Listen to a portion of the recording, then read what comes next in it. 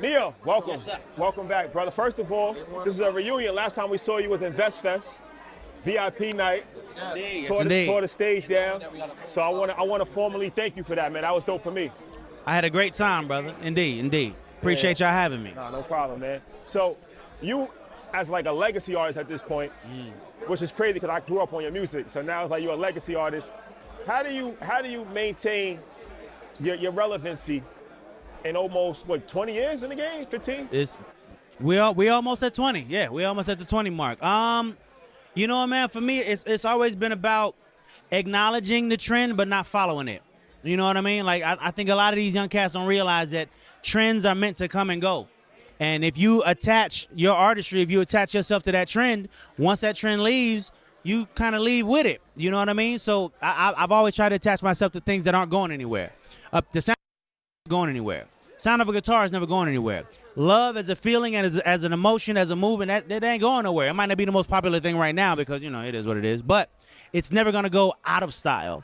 There's never going to be a time where it's like, we don't need love. We always need love. We will forever need love, and we will forever need love songs. And as long as that's the case, Neil will forever be around. Yeah, I think, I'm glad you said that because that's one of the many talents. You started as a songwriter, became a worldwide success as an artist, but at these times now, do you go back to the original talent? Like, I see there's an artist out there, they can be great, they need that Neo pen. Is that, are we there? I mean, that may not be the mind state as to why I do it, but at the same time, I'll never not write. You know what I'm saying? That's therapy for me. You know, if it's I've always been better putting it down on paper as opposed to even saying it out my mouth. So, you know, whenever I get into that place where I'm Superman in my family, right? So whenever Superman needs saving, I get in my pad and I'm good again. You know what I mean? That's always been my therapy. So the fact that I can do it as a career and make money doing it, that's just fringe benefit. I'm sane because of it. You know what I mean? Like I'm stable because of it. Yeah.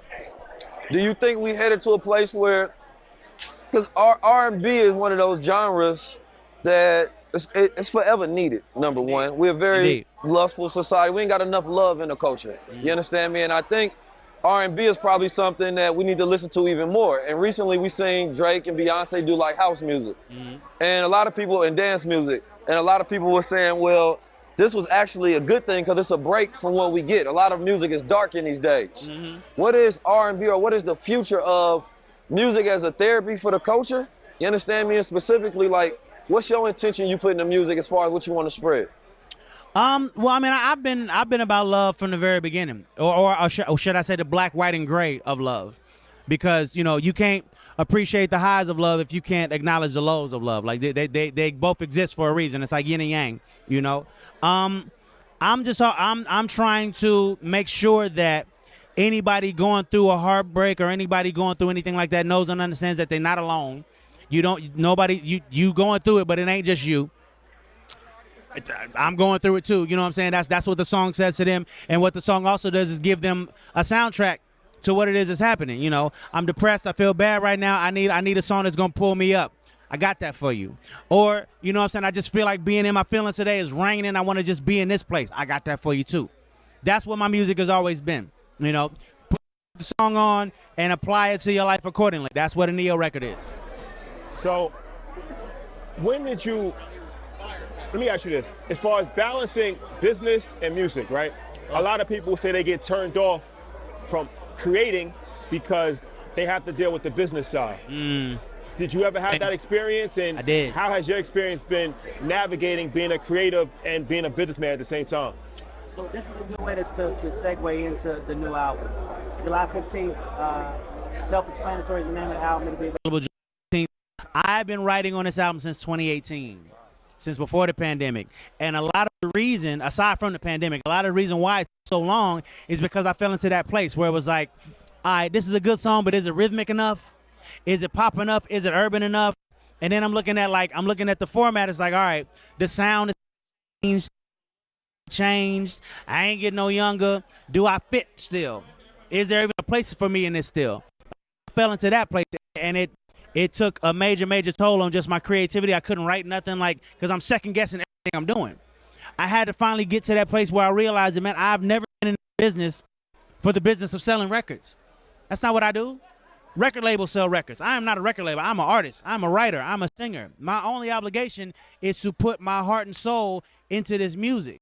That's it. And once I got back there, the songs just poured out of me. So I got back to that. I got back to a good place. The business side of this will steal the joy of the side if you let it.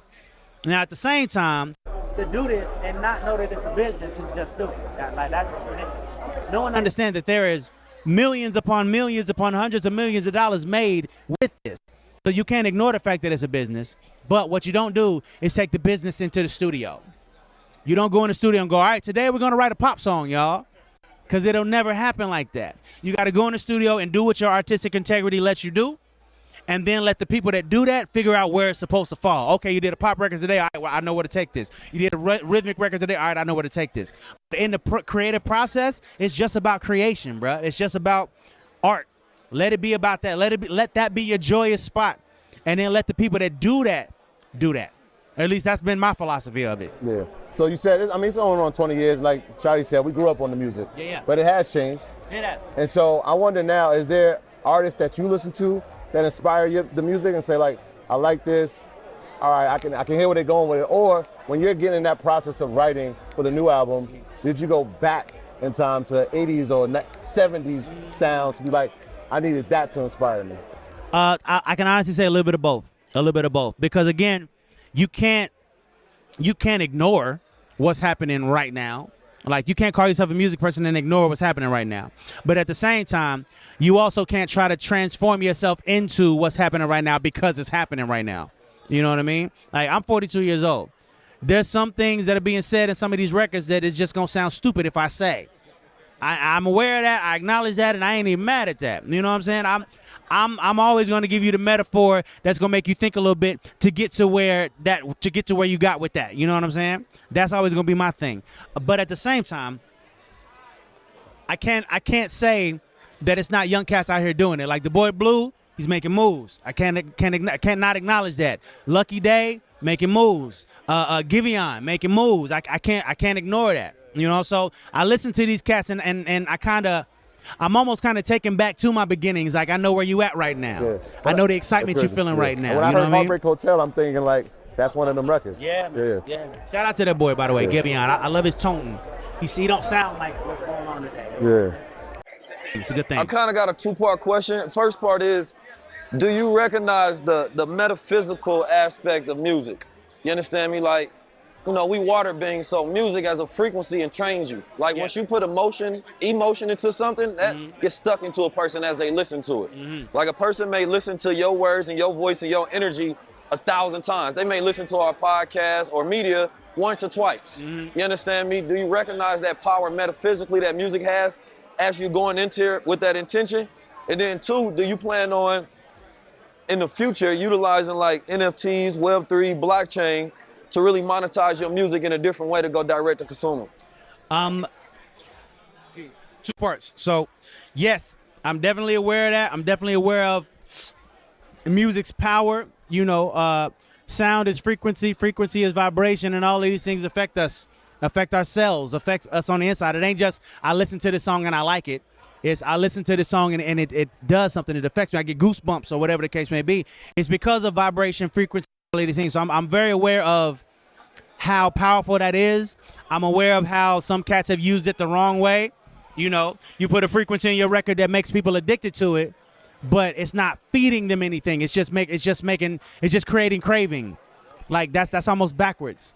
I just crave. Well, what do you crave? I'm trying to get you the music that's going to get you to crave the right thing. That's going to get you to crave that thing that's going to make your cells move the way they need to move. You know what I mean? That's what I'm always shooting for. And as far as NFTs and all of that stuff, I'm definitely in that world.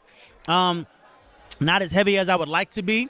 And it's mainly just a standpoint of sitting still long enough to get the information, to gather the knowledge. But I see what that is. I see the potential in that. You know, right now NFTs is something that you can't even touch. You know, it's intangible. But in a minute, you about to see houses as NFTs. You about to see whole records as NFTs. Like it's about to. That's where we about to go. I see it happening. So last question before we wrap. I want you to tell the people about the new music. Yes. You know, Like I So- said, I grew up on it, the old music, but I'm looking forward to the new music. So what can we be looking forward to on a new project? Copy that. So, Self-Explanatory is the name of the new album, and I called it that simply because the music speaks for itself. It doesn't really need much explanation. On top of the fact that I've been here almost 20 years, I feel like y'all should know me at this point. I shouldn't have to explain who I am, what I do. On this album, you will find acknowledgement of what's going on right now with my spin on it. But you will also find, that song for the diehard fan, that person that's been there since Stay, and the vibe and energy that they look for. I'm always trying to please all the people at the same time, and I know that that's virtually impossible, but damn it,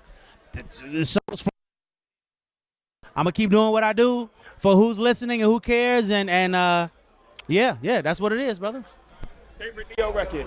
Uh, Put you on the spot. I mean, So Sick is up there, but Sexy Love probably. Sexy Love. Good taste. Miss Independent. Indeed. Another great one. Indeed. That's my Appreciate shit. that love. Yeah. Romp and shop. Come on, man. She gonna steal my heart, ain't no doubt. It's certain songs that make me think I can sing. And So Sick is that one. You feel me? That's when you know it's a good record. Yeah, it's a good one. When you singing like, I'm wait a feeling minute. like, you feel me? I might sound good right now. Yeah. Somebody call Neo for me. All right, and I'm gonna throw one back at you. Best song that Neo wrote. Ah. I don't know. Test what your song knowledge he a wrote. little bit. I You got, wrote for Beyonce. There's a couple. You wrote for Beyonce, right? of course. You got one? How don't about know. this? I thought we saw one of the guys perform that record last night. Last night? I wasn't there. Damn. Let's wasn't there. What can I rephrase. say? You saw the winner. Oh, Of- that talk there. No, You saw the winner That of the irreplaceable. Versus nothing's sing the better song irreplaceable. No, last you got night. the Mario joint too. It's irreplaceable, bitch. Irreplaceable, It's not replaceable, bitch. Let Me Love You? Irreplaceable?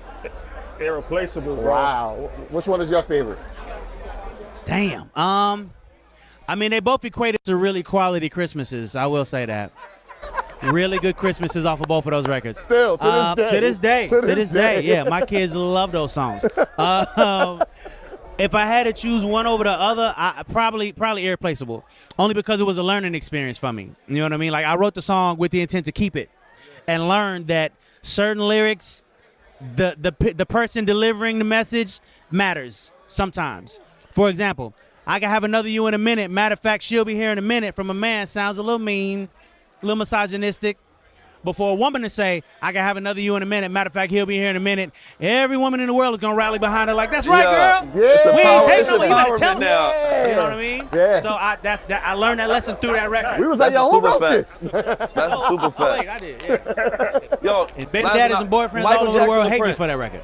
Michael Ooh, Jackson or damn. Prince? I can't. tough, bro. I can't. tough. I can't even do it, bro. You gotta favor somebody. You gotta lean to the side on one I person tell or you, another. so I learned how to sing mimicking Michael Jackson. Okay, there we I go. learned That's how to the answer. perform mimicking Prince, and I've had moments with both of them before they passed. I got to actually write with and for Michael Jackson. We didn't get to record the records, but like talking to this man regularly and him critiquing the records that I'm writing for him, like that was an experience. And then Prince, my Libra scale, it's probably my worst performing album, and I was bummed out. I was messed up about it. And we got invited to Prince's Grammy party that year. I remember I was psyched about that because huge Prince fan. So we go in, he's on stage, he's performing with, he sees me, he puts his guitar down, beelines for me, and comes to me and says to me, yo, Libra Scale was a good album, and don't let anybody tell you different. Back up on stage and finish what he was doing. And that for me in that moment, because I was beat up. I was beat up. Prince liked the album. To hell with anybody that didn't like it. Yeah. Look, To hell with all y'all. I gotta give you credit before we go. Your versus battle is probably the most slept on, but absolutely classic. Appreciate that. Classic. It's part of the reason I was there last night. There's some things that's in the works. We're having some discussions. Some discussions Yeah, about that some was classic. possibilities. Yeah. Yeah. That's We're talking about it. We got to see your Now, hits now, you and know we got what? to see Jonte. why y'all are here. Yeah. Okay. So if I was to do it again, Yeah. who? Who do I want to see you against? Because I'm that's a- the main thing right I'm now. gonna do It's like, something that nobody would expect. Go. You go first. I'm gonna say Jamie Foxx.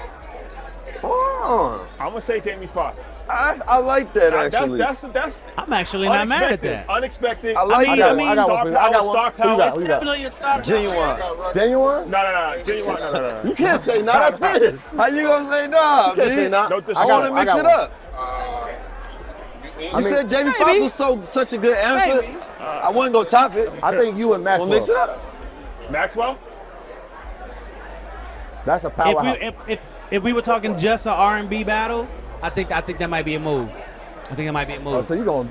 But if I pull out any of the pop records, You can't it's do a the rap. pop records with I you. can't do none of the pop And records. that's why Jamie Foxx would be good. Because he got rap. Because he got 20 of them things. Yeah, he got 20. Jamie? 20 of them? Dude, Jamie? He got features. 20. No, he got 20. Including features, yeah. We got, He ain't got 20, that's right? that's when you know the This conversation. this good. don't become a whole nother. Nah, we gonna be here all day. Appreciate you, man. Bless him.